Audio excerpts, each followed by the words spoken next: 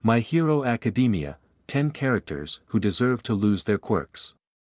Quirks can actually be a burden to their users, and losing them would prove to be a boon in the long run.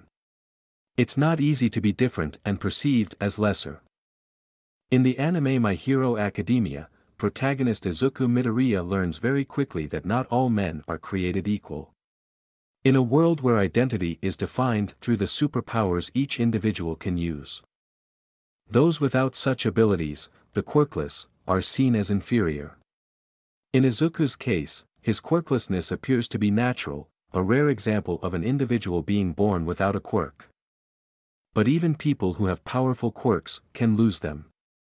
Quirk loss usually involves an extreme injury, or at least a meeting with All for One, as is the case of All Might or Pro Hero Ragdoll. It's not something easy to handle, but some characters would likely deserve to have their quirks taken from them. Even in this kind of situation, things can be complex. Sometimes, quirks can actually be a burden to their users, and losing them would prove to be a boon in the long run. 10. Overhaul hates quirks but has no qualms in using his own to accomplish his plans. One of the most hated villains in the series, Kai Chisaki, identifies quirks as the reason for society's problems. As the leader of the Shai Hasaikai, he uses the blood of little Eri to create his quirk-erasing bullets, believing that he is cleansing the world of a plague. Despite hating quirks, he has no qualms in using his own to accomplish his plans. It is through the use of his ability that he takes over the Shai Hasaikai in the first place, leaving its former leader, and the man he saw as a father, in a coma. His lack of morals is only matched by his blind hypocrisy. When the League of Villains ambush the captive Overhaul and deprive him of his ability to use his quirk, viewers can't help but cheer for them, as it was a punishment he had coming.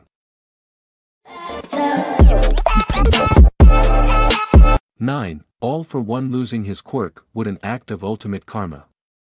If there's one character who absolutely deserves losing his quirk, it has to be the man who gains power by stealing it.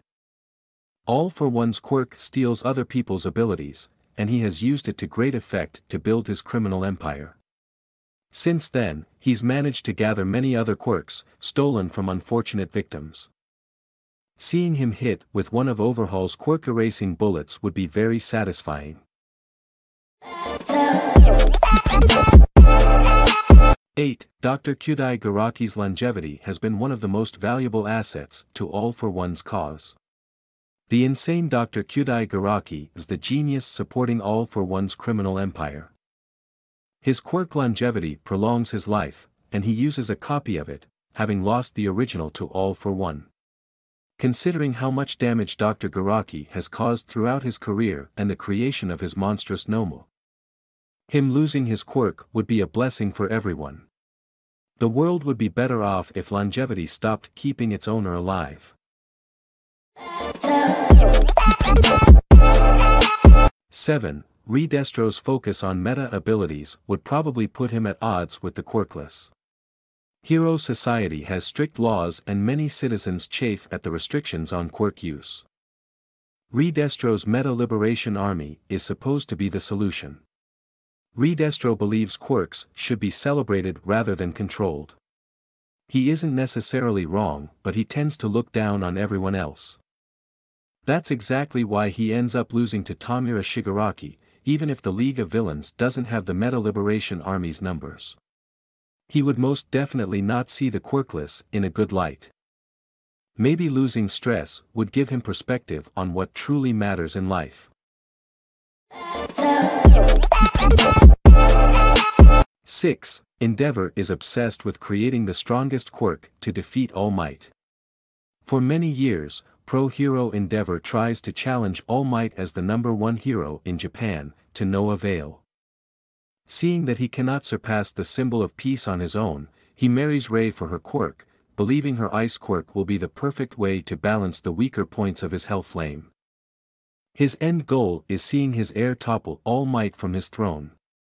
The quirk marriage results in the perfect mix between fire and ice through Endeavor's youngest son, Shoto, but he despises his father. Meanwhile, Endeavor's oldest child Tuya is badly burned as a result of his own cremation and becomes the villain Dabi. Endeavor may have recently realized the extent of his mistakes. But his obsession with power makes him more than deserving to lose Hellflame. 5. Katsuki Bakugo would have originally deserved to be taught a lesson. Izuku's former childhood friend and bully, Katsuki Bakugo, is among the first to make his opinion of Izuku's quirklessness clear. Katsuki's powerful quirk, Explosion, gives him the potential to become a great hero, and he sees Izuku as a pebble, a minor obstacle in the way of his greatness. Not only is he not supportive of his disadvantaged former friend, but he badly bullies him and even suicide baits him. To give Katsuki some credit, it is society itself that twists his character and doesn't teach him to value the worth of his fellows. Still, his desire to be a hero is often centered on being the best and the strongest, instead of saving people. If he'd lost his quirk, at least temporarily, he may have learned a lesson in humility sooner. And become a better hero in the long run. 4. Mineta Minoru doesn't deserve to be a hero. Katsuki isn't the only student with a questionable character. In fact, there is another, far more hated character in his class. Minoru Mineta begins his journey as a hero in training with a single goal in mind: to attract women. His quirk, Pop-Off, can be quite versatile and useful, and Minoru has on rare occasions proven he has potential as a hero. But his single-minded obsession with the opposite gender makes him unlikable. And he even uses his quirk to try to spy on girls in the bath.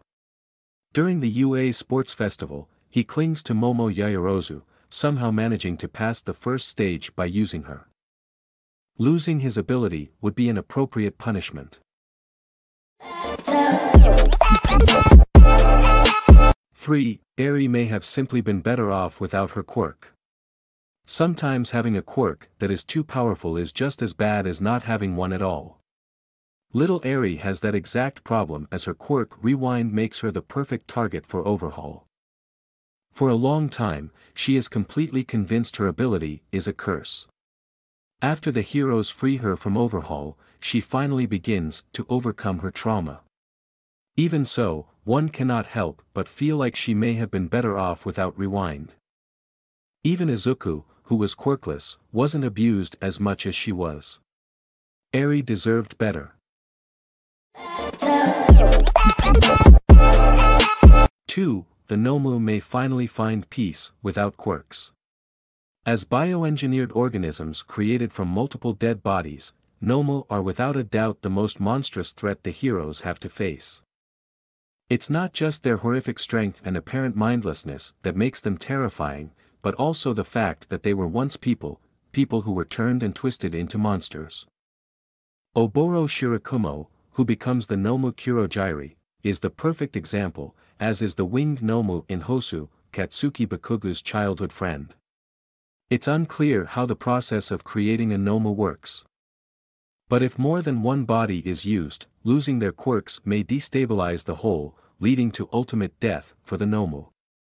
It would be for the best, as it would give the people used as Nomu fodder peace and would also save its potential victims.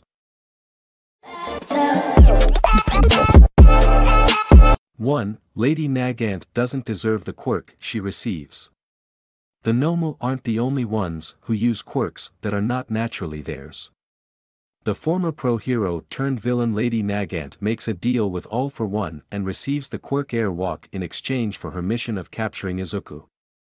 In secret, All for One implants a secondary self-destruct quirk inside her, just in case she decides to betray him. After her confrontation with Deku, she does have a change of heart. And her body explodes. It's unclear if Nagant survives the experience or not, but she certainly would have been better off without the quirk.